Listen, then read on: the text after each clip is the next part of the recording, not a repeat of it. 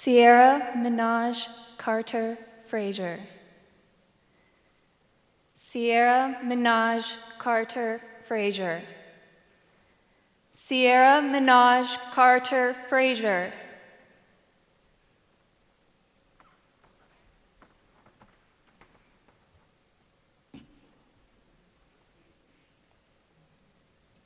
Nikki Enriquez. Nikki Enriquez.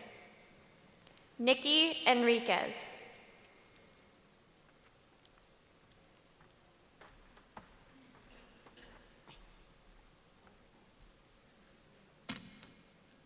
London Moore. London Moore. London Moore.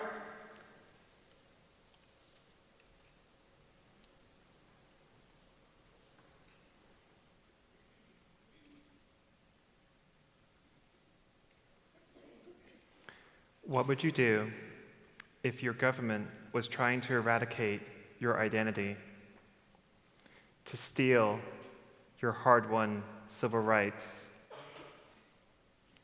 What would you do if members of your community were being murdered? Would you take a chance to expose yourself to danger in order to help others? When the oppression felt too heavy to be fought, and that the violence would never stop, what would you do? Today, I'm here to talk about what I am doing. The three names that you just heard are the most recently added names to the growing list of transgender and gender nonconforming individuals who have been murdered this year. Each was someone's child, friend, sibling. It is just 3 of 22 names added to this year's list. Last year was the deadliest year on record for members of my community, with 28 murders that we are aware of.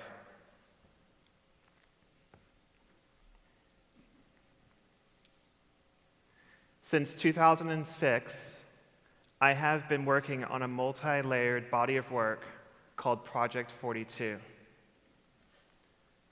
Project 42 honors and memorializes the lives of 42 transgender and gender nonconforming individuals murdered in America between 2009 and 2012. The textile, installation, and performance works that my assistants and I create honor a life through the creation of a unique garment that is then worn by a collaborator who creates a memorial event.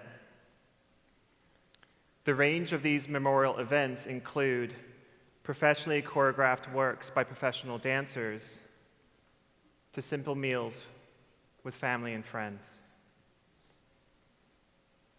In my work, I use beauty as a means to raise the issue of violence that is affecting my community and to create conversations with my audience. The garments that I create are designed to be accessible by all, no matter an individual's social or political beliefs.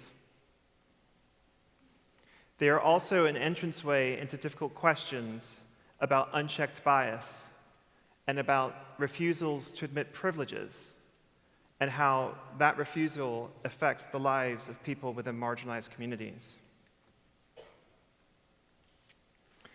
The number 42 is a symbolic number that represents the oppression my community faces. In addition to being the number of individuals whom we are memorializing, it also represents the short life expectancy of transgender and gender nonconforming Americans. Although I am turning 42 next year, I do not believe that this number will represent my own life expectancy.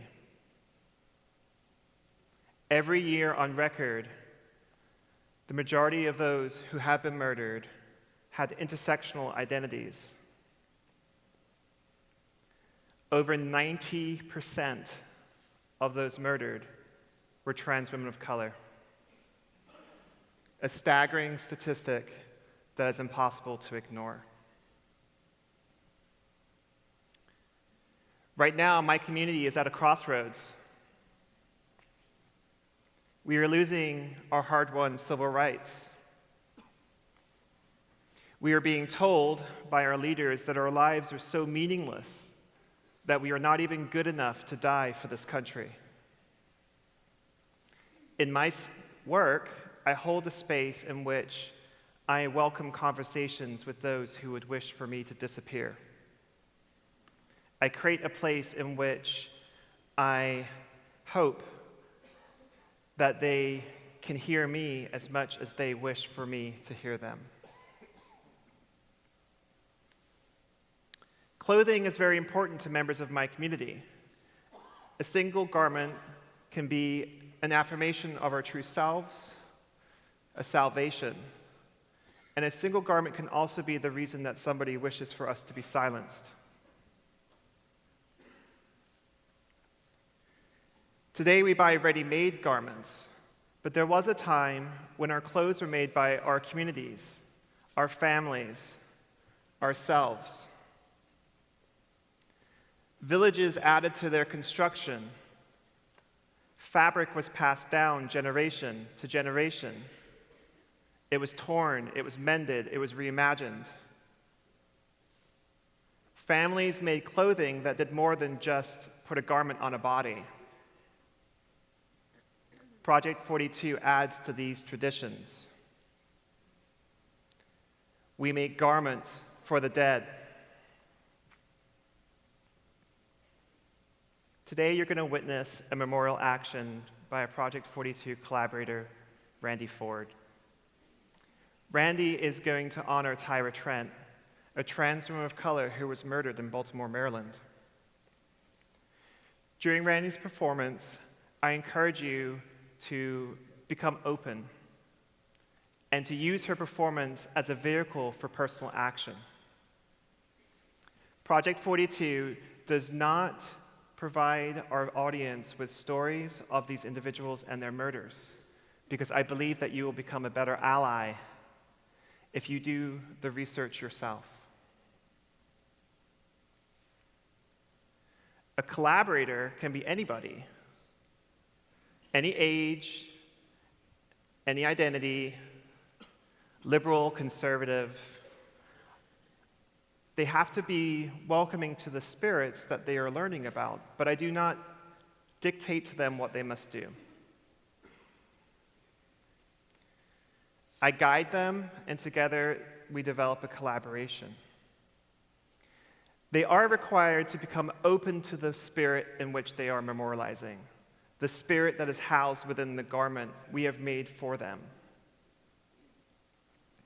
To infuse into their memorial action the compassion, the energy, the strength, the types of things that they would share with their family and their friends. Creating these garments is labor-intensive. My assistants and I spend many, many hours making these garments. Our labor is our offering to these spirits. We incorporate processes into the creation of these garments that could be more easily done through other means, but which take time and effort and thought and meditation. It takes knowledge of processes that are no longer readily taught. Labor, time, these are some of our greatest commodities, and we infuse them into the garments as well as with our energy, our emotions, the sadness and joy that we have when we are creating these objects. What you see on stage is the pattern that I created for Tyra. In addition to the hand printing and all of the work that we do by hand, we also incorporate technology. The patterns begin with a Google Earth screenshot of the murder location. On top of that screenshot, I then incorporate photographic documentation that I take from Google Street View of the location itself. Sometimes I will look at an individual's photographs online and incorporate colors from clothing that they're wearing. I've even made patterns that incorporated people's skin color and hair color.